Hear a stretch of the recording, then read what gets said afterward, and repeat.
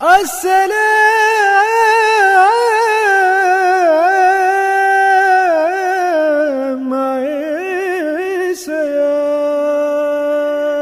باللہ من الشیطان الرجیم، بسم اللہ الرحمن الرحیم۔ تمام تعریفیں اس پاک پروردگار کے لیے کہ جو تمام جہانوں کا پالنے والا ہے، اور لاکھوں کروڑوں درود و سلام آن حضرت صلی اللہ علیہ وآلہ وسلم اور ان کی آل پر۔ سامعین گرامی، میں آپ کا میزبان سلیم گیلانی رمضان المبارک کا خصوصی پروگرام قصص الانبیاء علیہ السلام لے کر حاضر خدمت ہوں۔ السلام علیکم اور السلام علیکم پاکستان۔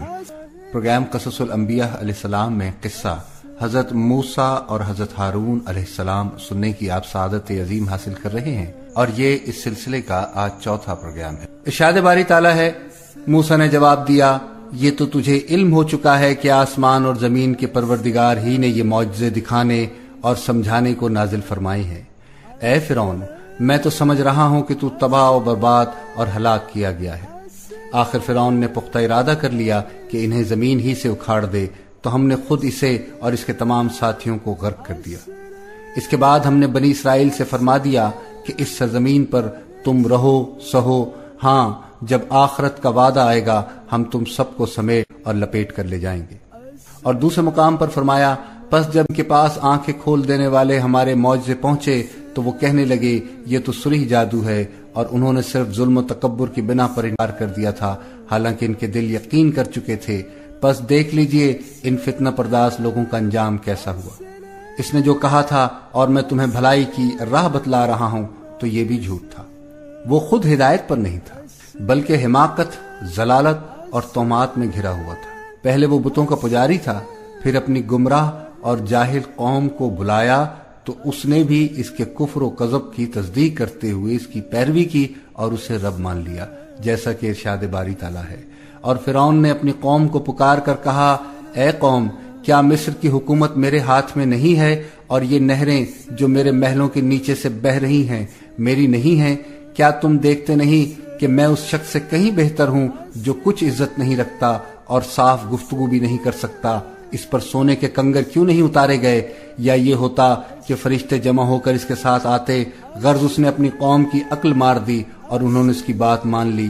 بے شک وہ نافرمان لوگ تھے۔ جب انہوں نے ہم کو خفا کیا تو ہم نے ان سے انتقام لیا، اور ان سب کو ڈبو چھوڑا اور ان کو گئے گزرے کر دیا، اور پچھلوں کے لیے عبرتناک مثال بنا دیا۔ پھر ایک اور جگہ پر ارشاد باری تعالیٰ ہے، انہوں نے اس کو بڑی نشانی دکھائی، اس نے جھٹلایا اور نہ مانا، پھر لوٹ گیا اور تدبیریں کرنے لگا اور لوگوں کو اکٹھا کیا اور پکارا، کہنے لگا کہ تمہارا سب سے بڑا مالک میں ہوں۔ تو اللہ نے اس کو دنیا اور آخرت دونوں کے عذاب میں پکڑ لیا۔ جو شخص اللہ سے ڈر رکھتا ہے اس کے لیے اس قصے میں عبرت ہے۔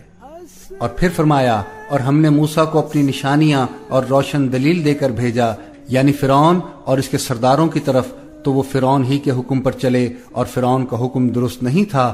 وہ قیامت کے دن اپنی قوم کے آگے آگے چلے گا اور ان کو دوزخ میں جا اتارے گا، اور جس مقام پر وہ اتارے جائیں گے وہ برا ہے، اور اس جہان میں بھی لعنت ان کے پیچھے لگا دی گئی، اور قیامت کے دن بھی پیچھے لگی رہے گی۔ جو انعام ان کو ملا وہ برا ہے۔ سامعین گرامی، خلاصہ کلام یہ ہے کہ فرعون کی دونوں باتیں جھوٹ تھیں، یہ بھی کہ میں تمہیں وہی رائے دے رہا ہوں جسے خود درست رائے سمجھتا ہوں، اور یہ بھی کہ میں تمہیں بھلائی کی راہ بتلا رہا ہوں۔ یہ تمام احوال ہم اپنے گزشتہ پروگرام میں سن چکے ہیں۔ ارشاد باری تعالیٰ ہے، اور جو مومن تھا وہ کہنے لگا، اے قوم، مجھے تمہاری نسبت خوف ہے، مبادا تم پر اور امتوں کی طرح دن کا عذاب آ جائے، یعنی نوح کی قوم اور عاد اور سمود اور جو لوگ ان کے پیچھے ہیں ان کے حال کی طرح تمہارا حال ہو جائے، اور اللہ تو بندوں پر ظلم کرنا نہیں چاہتا۔ اور اے میری قوم، مجھے تمہاری نسبت پکار کے دن یعنی قیامت کا خوف ہے۔ جس دن تم پیٹ پھیر کر قیامت کے دن سے بھاگو گے، اس دن تم کو کوئی عذاب اللہ سے بچانے والا نہیں ہوگا، اور جس شخص کو اللہ گمراہ کرے اس کو کوئی ہدایت دینے والا نہیں۔ اور پہلے یوسف بھی تمہارے پاس نشانیاں لے آئے تھے، اور جو وہ لائے تھے تم اس کے متعلق ہمیشہ شک ہی میں رہے، یہاں تک کہ جب وہ فوت ہو گئے تو تم کہنے لگے اللہ اس کے بعد کوئی پیغمبر نہیں بھیجے گا۔ اس طرح اللہ اس شخص کو گمراہ کر دیتا ہے جو حد سے نکلنے والا اور شک کرنے والا ہو۔ جو لوگ بغیر اس کے کہ ان کے پاس کوئی دلیل آئی ہو اللہ کی آیتوں میں جھگڑا کرتے ہیں، اللہ کے نزدیک اور مومنوں کے نزدیک ان کا یہ جھگڑا نہایت ناپسندیدہ ہے۔ اس طرح اللہ ہر منکر سرکش کے دل پر مہر لگا دیتا ہے۔ سامعین گرامی، اللہ کے ولی نے انہیں تنبیہ کرتے ہوئے فرمایا کہ اگر وہ اللہ کے رسول حضرت موسیٰ علیہ السلام کی تکذیب کریں گے تو ان پر اسی طرح عذاب آ سکتے ہیں جس طرح گزشتہ اقوام پر آئے تھے، یعنی نوح علیہ السلام کی قوم، عاد، سمود اور اس کے بعد کی اقوام کہ جو ان کے زمانے تک ہوئی اور جن کے حالات انہیں معلوم اور ان کے ہاں مشہور تھے۔ ان کے ذریعے سے تمام اہل زمین پر حجت قائم ہو گئی کہ انبیاء علیہ السلام جو کچھ بتاتے ہیں وہ بالکل سچ ہے، کیونکہ اللہ تعالیٰ نے انبیاء کے مخالفین پر عذاب نازل کیے اور مومنین کو ان سے نجات دی۔ انہیں قیامت کے دن کا بھی کوئی خوف نہیں ہوگا، جس دن لوگ ایک دوسرے کو آوازیں دیں گے اور چاہیں گے کہ واپسی کی کوئی راہ انہیں ملے، لیکن ایسا ممکن نہیں ہوگا۔ ارشاد باری تعالیٰ ہے، اس دن انسان کہے گا آج بھاگنے کی جگہ کہاں ہے؟ نہیں، کوئی پناہ گاہ نہیں، آج تو تیرے پروردگار کی طرف ہی قرار گاہ ہے۔ اس سے مراد قیامت کا دن بھی ہو سکتا ہے اور عذاب کا دن بھی۔ عزیزان گرامی، ارشاد باری تعالیٰ ہے، اور فرعون نے کہا اے حامان میرے لیے ایک محل بنوا تاکہ میں اس پر چڑھ کر رستوں پر پہنچ جاؤں، یعنی آسمانوں کے راستوں پر، پھر موسیٰ کے خدا کو دیکھ لوں، اور میں تو اسے جھوٹا سمجھتا ہوں۔ اور اسی طرح فرعون کو اس کے اعمال بد اچھے معلوم ہوتے تھے، اسے راستے میں روک دیا گیا اور فرعون کی تدبیر تو بیکار تھی۔ فرعون نے حضرت موسیٰ علیہ السلام کی دعوت رسالت کو تسلیم نہیں کیا اور خود بہت بڑا جھوٹ بولتے ہوئے کہا میں تمہارا اپنے سوا کسی کو معبود نہیں مانتا، سو اے حامان میرے لیے مٹی کی اینٹیں آگ سے پکا دو، پھر ایک اونچا محل بنوا دو تاکہ میں موسیٰ کے خدا کی طرف چڑھ جاؤں، اور میں اسے جھوٹا سمجھتا ہوں۔ اور سورہ مومن میں ارشاد باری تعالیٰ ہے، شاید میں آسمان کے جو دروازے ہیں ان دروازوں تک پہنچ جاؤں اور موسیٰ کے معبود کو جھانک لوں، اور بے شک میں سمجھتا ہوں کہ وہ جھوٹا ہے۔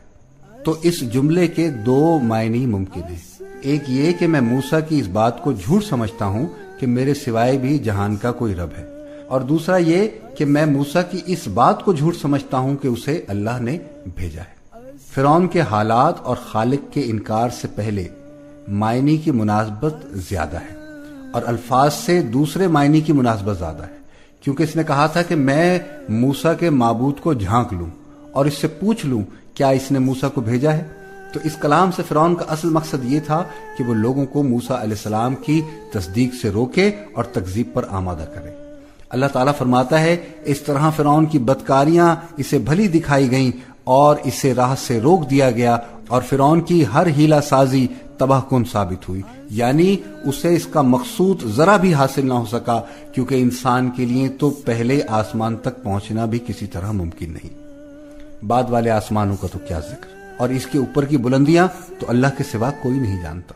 مفسرین کہتے ہیں کہ حامان نے جو یہ محل بنوایا تھا وہ اتنا بلند تھا کہ اس سے پہلے اتنی بلند کوئی عمارت نہیں بنی تھی، اور وہ آگ میں پکی ہوئی اینٹوں سے بنا تھا، کیونکہ فرعون نے کہا تھا اے حامان تو میرے لیے مٹی کو آگ سے پکوا، پھر میرے لیے ایک محل تعمیر کر۔ اس جگہ پر ہم دوبارہ مرد مومن کے واعظ و نصیحت اور دلائل کا مطالعہ کرتے ہیں۔ اللہ تعالیٰ نے فرمایا، اور وہ شخص جو مومن تھا اس نے کہا کہ بھائیو میرے پیچھے چلو، میں تمہاری بھلائی کا راستہ دکھاؤں۔ بھائیو یہ دنیا کی زندگی چند روزہ فائدہ اٹھانے کی زندگی ہے، اور جو آخرت ہے وہی ہمیشہ رہنے کا گھر ہے، اور جو برے کام کرے گا اس کو بدلہ بھی ویسا ہی ملے گا، اور جو نیک کام کرے گا مرد ہو یا عورت اور وہ صاحب ایمان بھی ہوگا تو ایسے ہی لوگ بہشت میں داخل ہوں گے، وہاں ان کو بے شمار رزق ملے گا۔ اس تقریر میں مومن لوگوں کو راہ حق کی نشاندہی کر رہا ہے، یعنی انہیں چاہیے کہ اللہ کے نبی حضرت موسیٰ علیہ السلام کا اتباع کریں اور اس فانی دنیا سے محبت نہ رکھیں، بلکہ اللہ تعالیٰ سے ثواب حاصل کریں جو کسی کا عمل ضائع نہیں کرتا۔ ہر چیز کا اختیار اس کے ہاتھ میں ہے، جو تھوڑے عمل پر بہت زیادہ انعام دیتا ہے اور گناہ کی سزا اس سے زیادہ نہیں دیتا۔ اس نے بتایا کہ آخرت ہمیشہ رہنے کی جگہ ہے، جو شخص نیک اعمال کر کے وہاں پہنچے گا اسے بلند درجات حاصل ہوں گے، جہاں اونچے محلات، اعلیٰ ترین نعمتیں، انواع و اقسام کی غذائیں اور ہر قسم کی بیش از بیش آسائشیں ہوں گی۔ اور پھر اس نے ان کے غلط عقائد کی تردید کر کے انہیں ان کے خوفناک انجام سے ڈراتے ہوئے کہا، اور اے قوم میرا کیا حال ہے کہ میں تو تم کو نجات کی طرف بلاتا ہوں اور تم مجھے دوزخ کی آگ کی طرف بلاتے ہو۔ تم مجھے اس لیے بلاتے ہو کہ اللہ کے ساتھ کفر کروں اور اس چیز کو اس کا شریک ٹھہراؤں کہ جس کا مجھے بھی علم نہیں، اور میں تم کو الہ غالب اور بخشنے والے کی طرف بلاتا ہوں، اور سچ تو یہ ہے کہ جن کی طرف تم مجھے بلاتے ہو وہ دنیا اور آخرت میں پکارے جانے کے قابل نہیں، اور ہم کو اللہ کی طرف لوٹنا ہے، اور حد سے نکل جانے والے دوستی ہیں۔ جو بات میں تم سے کہتا ہوں تم اسے آگے چل کر یاد کرو گے، اور میں اپنا کام اللہ کے سپرد کرتا ہوں، بے شک اللہ بندوں کو دیکھنے والا ہے۔ غرض اللہ نے موسیٰ کو ان کی تدبیروں کی برائیوں سے محفوظ رکھا، اور فرعون والوں کو برے عذاب نے آ گھیرا، یعنی آتش جہنم کے صبح و شام اس کے سامنے پیش کیے جاتے ہیں، اور جس روز قیامت برپا ہوگی حکم ہوگا فرعون والوں کو نہایت سخت عذاب میں داخل کر دو۔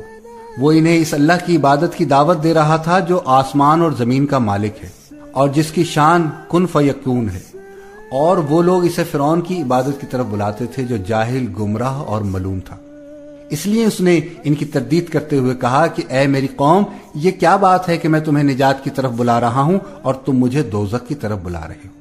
تم مجھے یہ دعوت دے رہے ہو کہ میں اللہ کے ساتھ کفر کروں اور اس کے ساتھ شرک کروں جس کا مجھے کوئی علم نہیں، اور میں تمہیں غالب بخشنے والے معبود کی طرف دعوت دے رہا ہوں۔ پھر اس نے واضح کیا کہ وہ اللہ کے سوا جن معبودان باطلا کو پوجتے ہیں ان کے ہاتھوں میں نفع نقصان کا کوئی اختیار نہیں، اس لیے ان کا عقیدہ سراسر باطل ہے۔ اس نے کہا یہ یقینی امر ہے کہ تم مجھے جن کی طرف دعوت دے رہے ہو وہ نہ تو دنیا میں پکارے جانے کے قابل ہیں نہ آخرت میں، اور ہم سب کا لوٹنا اللہ کی طرف ہے، اور عہد سے گزر جانے والے ہی یقیناً اہل دوزخ ہیں، یعنی جن کو اس دنیا میں کوئی اختیار اور تصرف کی طاقت حاصل نہیں، انہیں قیامت کو کیا اختیار حاصل ہوگا؟ ان کے برعکس اللہ تعالیٰ نیکوں اور بدوں سب کا خالق اور رازق ہے۔ اسی نے بندوں کو زندگی دی ہے، پھر موت دے گا، پھر دوبارہ زندگی کر کے اطاعت گزاروں کو جنت اور نافرمانوں کو جہنم میں داخل کرا دے گا۔ پھر اس نے انہیں مخالفت پر قائم رکھنے کی صورت میں حاصل ہونے والے انجام بد سے خبردار کرتے ہوئے کہا پس آگے چل کر تم میری باتوں کو یاد کرو گے، میں اپنا معاملہ اللہ کے سپرد کرتا ہوں، یقیناً اللہ تعالیٰ بندوں کا نگران ہے، لہٰذا اسے اللہ تعالیٰ نے تمام بدیوں سے محفوظ رکھا جو انہوں نے سوچ رکھی تھی، یعنی ان کی تردید کی وجہ سے وہ اس عذاب سے بچ گیا جو انہیں کفر و عناد اور گمراہ کن عقائد و خیالات کی وجہ سے برداشت کرنا پڑے تھے۔ سامعین گرامی، ارشاد باری تعالیٰ ہے اور فرعون والوں کو بری طرح کے عذاب نے آ گھیرا۔ آگ ہے جس کے سامنے یہ ہر صبح و شام لائے جاتے ہیں، یعنی برزخ میں ان کی روحوں کو صبح و شام جہنم کا عذاب ہوتا ہے، اور جس دن قیامت قائم ہوگی فرمان ہوگا فرعونیوں کو سخت ترین عذاب میں ڈالو۔ تو اس آیت سے عذاب قبر کا ثبوت ملتا ہے۔ خلاصہ کلام یہ ہے کہ اللہ تعالیٰ نے انہیں تباہ کرنے سے پہلے اتمام حجت کر دیا، اپنا رسول ان کی طرف بھیجا، ان کے شبہات کا ازالہ کیا اور ترغیب اور ترہیب کے ذریعے سے دلائل واضح کر دیے، جیسے ارشاد ہے اور ہم نے فرعون کو قحطوں اور پھلوں کے نقصان میں پکڑا تاکہ وہ نصیحت حاصل کرے، پھر جب ان کو آسائش حاصل ہوتی تو وہ کہتے کہ ہم اس کے مستحق ہیں، اور اگر سختی پہنچتی تو موسیٰ اور ان کے رفیقوں کی بدشگونی بتاتے۔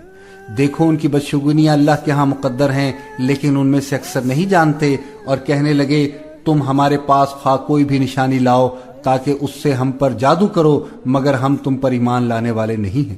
سو ہم نے ان پر طوفانوں اور ٹڈیاں اور جوئیں اور مینڈک اور خون کتنی کھلی نشانیاں بھیجیں، مگر وہ تکبر ہی کرتے رہے اور وہ لوگ تھے ہی گناہ گار۔ ان آیات مبارکہ میں اللہ تعالیٰ نے بیان فرمایا ہے کہ اس نے فرعون کی قوم کو طرح طرح کی آزمائشوں میں ڈالا، انہیں قحط سالی میں مبتلا کیا جب نہ کھیتی باڑی ہو سکتی تھی، نہ دودھ دینے والے جانوروں سے فائدہ حاصل کیا جا سکتا تھا، درختوں پر پھل کم ہو گئے۔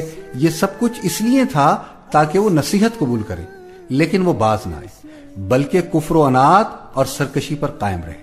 لہٰذا جب ان پر خوشحالی آ جاتی، زمین پیداوار دینے لگتی اور دوسری نعمتیں حاصل ہوتی تو کہتے یہ تو ہمارے لیے ہی ہونا چاہیے، یعنی یہ ہمارا حق ہے، ہمیں ایسی نعمتیں ملنی ہی چاہیے۔ اور اگر ان کو کوئی بدحالی پیش آتی تو موسیٰ اور ان کے ساتھیوں کی نحوست بتاتے، نعمت کو تو ان کی برکت اور نیکی کا نتیجہ قرار نہیں دیتے تھے، لیکن مصیبت آتی تو کہتے کہ ان کی نحوست کی وجہ سے آئی ہے۔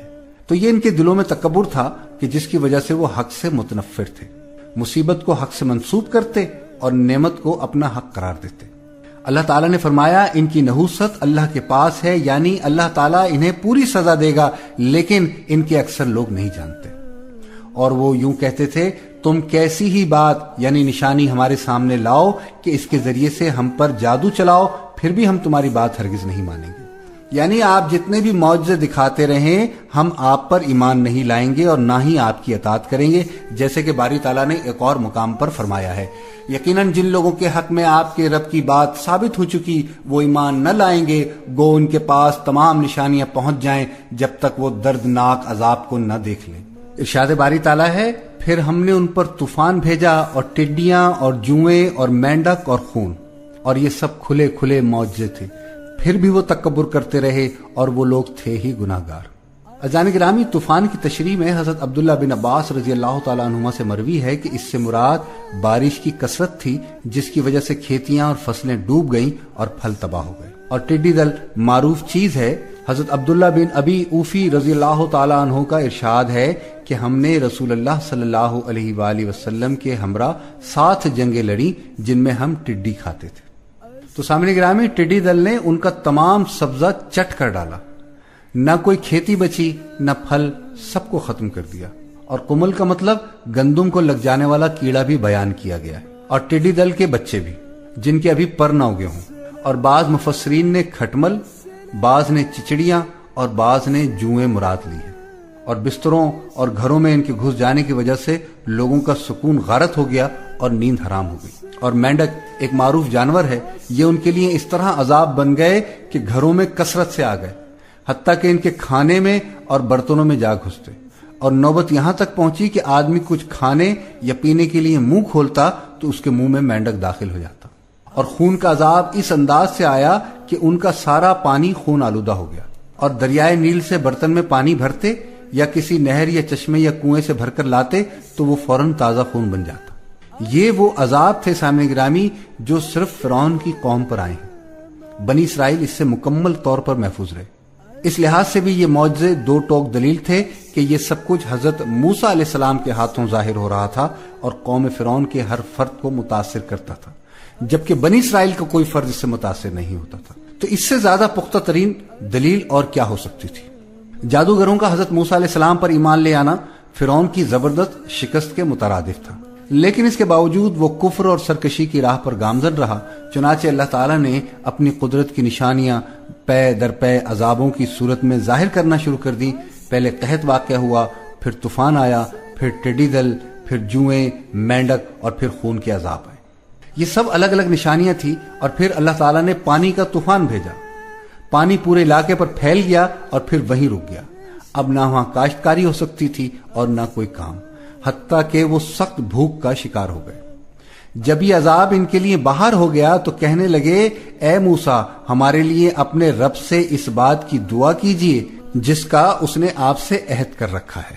اگر آپ اس عذاب کو ہم سے ہٹا دیں تو ہم ضرور آپ کے کہنے سے ایمان لے آئیں گے اور ہم بنی اسرائیل کو بھی رہا کر کے آپ کے ہمراہ کر دیں گے۔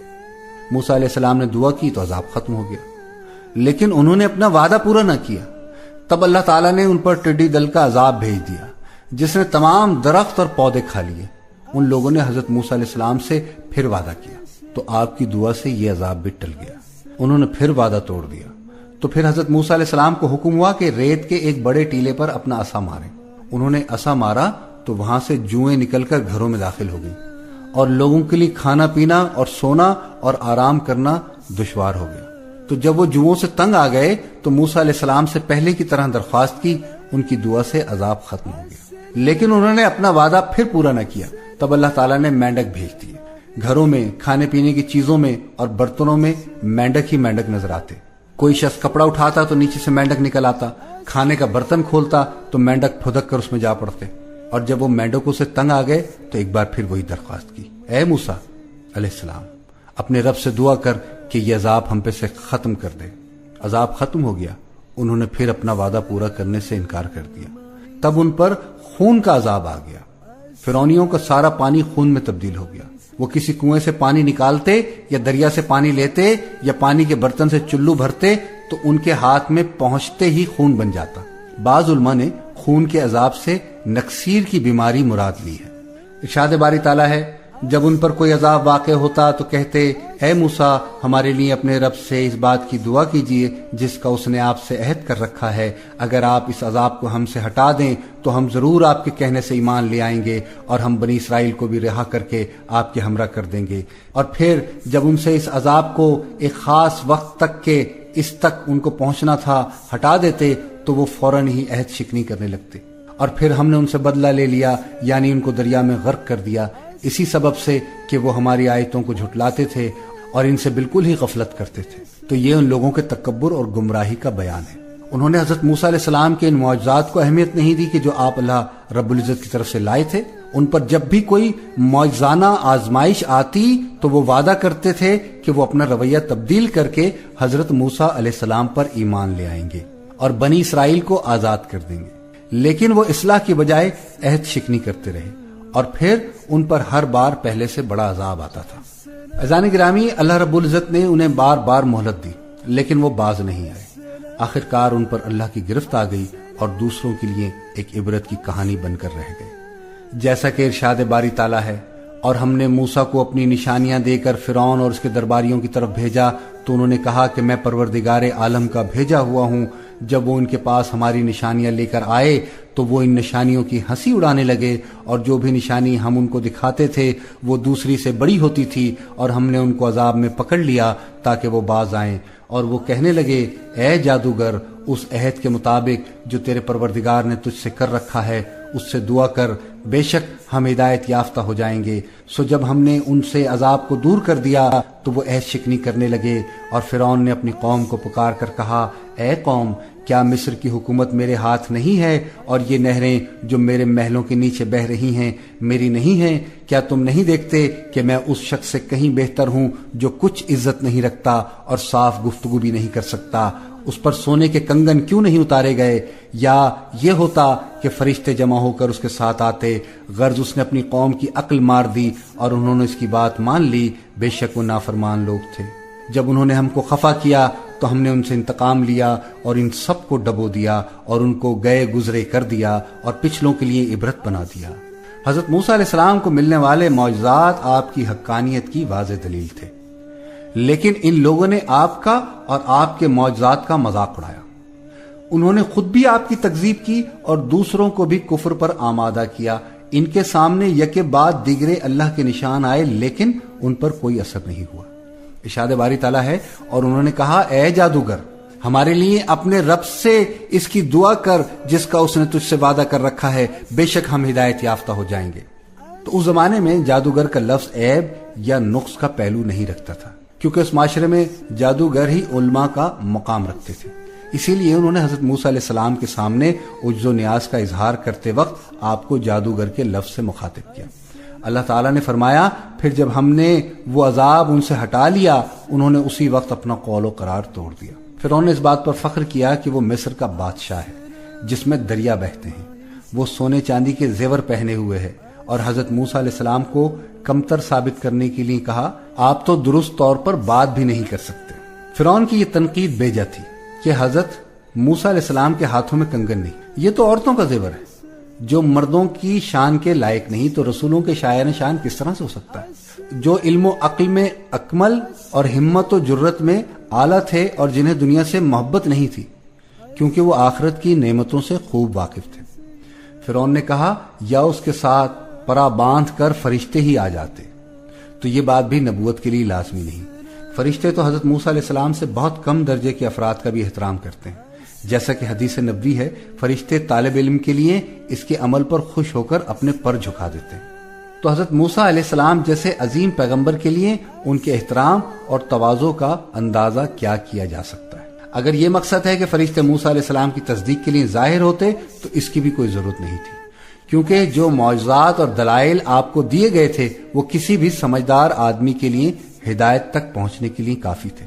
ارشاد باری تعالیٰ ہے اس نے اپنی قوم کی عقل کھو دی حتیٰ کہ انہوں نے اسے بھی رب مان لیا، جو انتہائی احمقانہ بات ہے، مگر انہوں نے اس کی بات مان لی۔ یقیناً یہ سارے ہی نافرمان لوگ تھے۔ پھر جب انہوں نے ہمیں غصہ دلایا تو ہم نے ان سے انتقام لیا، یعنی ان سے عزت چھین کر انہیں ذلیل کر دیا۔ سمندر میں غرق کر دیا اور دنیا کے عیش کے بعد جہنم کے عذاب میں مبتلا کر دیا. پس ہم نے انہیں گیا گزرا کر دیا اور پچھلوں کی مثال بنا دیا، جیسے ارشاد باری تعالیٰ ہے. اور جب موسیٰ ان کے پاس ہماری کھلی نشانیاں لے کر آئے تو وہ کہنے لگے یہ تو جادو ہے جو اس نے بنا کھڑا کیا ہے، اور یہ باتیں ہم نے اپنے اگلے باپ دادا میں کبھی نہیں سنی. اور موسیٰ نے کہا میرا پروردگار اس شخص کو خوب جانتا ہے جو اس کی طرف حق لے کر آیا اور جس کے لیے عاقبت کا گھر یعنی بہشت ہے. بے شک ظالم نجات نہیں پائیں گے. اور فرعون نے کہا اے اہل دربار، میں اپنے سوا کسی کو تمہارا الہ نہیں جانتا، سو اے حامان میرے لیے گارے کی اینٹیں پکوا دو، پھر ایک اونچا محل بنوا دو تاکہ میں موسیٰ کے الہ کی طرف جھانکوں دیکھوں، اور میں اسے جھوٹا سمجھتا ہوں اور وہ اور اس کے لشکر ملک میں ناحق مغرور ہو رہے ہیں اور خیال کرتے تھے کہ وہ ہماری طرف لوٹ کر نہیں آئیں گے. تو ہم نے اس کو اور اس کے لشکروں کو پکڑ لیا اور انہیں دریا میں غرق کر دیا. سو دیکھ لو ظالموں کا انجام کیسا ہوا. اور ہم نے ان کو پیشوا بنایا تھا، وہ لوگوں کو دوزخ کی طرف بلاتے تھے اور قیامت کے دن ان کی مدد نہیں کی جائے گی. اور اس دنیا میں ہم نے ان کے پیچھے لعنت لگا دی اور وہ قیامت کے روز بھی بدحالوں میں ہوں گے. تو جب انہوں نے تکبر کرتے ہوئے حق کی پیروی سے انکار کیا اور اپنے جھوٹے بادشاہ کی تائید اور حمایت اور اس کے احکام کی تعمیل کی تو ان پر اللہ کا عذاب نازل ہوا اور اس نے ان سے شدید ترین انتقام لیا. اللہ نے فرعون اور اس کے تمام لشکروں کو یک با یک سمندر میں غرق کر دیا. کوئی ایک بھی نہ بچ سکا، بلکہ سب کے سب جہنم رسید ہو گئے. دنیا میں ان پر لعنتیں برسی اور قیامت کو بھی ان کا حال برا ہوگا.